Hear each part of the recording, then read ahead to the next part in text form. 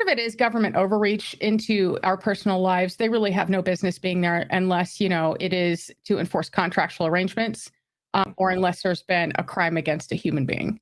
And so those are the kind of things that they're there to kind of make sure, as the libertarians say, if they're not hurting anybody and not taking their stuff, the government really shouldn't be involved.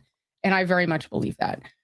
I was raised in a pretty much a Republican household, but when I started seeing them reach into women's lives, and then my cat's back here wiggling, so it makes the camera go strange. I'm sorry.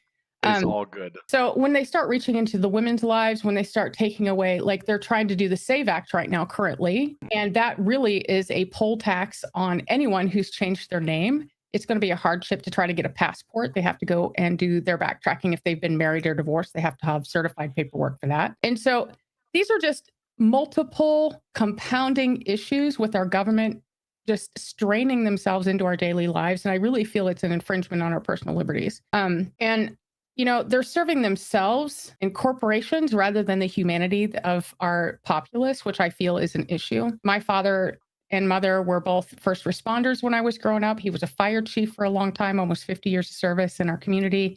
And I see the shining example of how you're supposed to behave in civil service. And then I see what other government leaders are doing. And I'm like, something's wrong with this picture. And I know people can do better. And I know I can bring that spirit to this race. Awesome.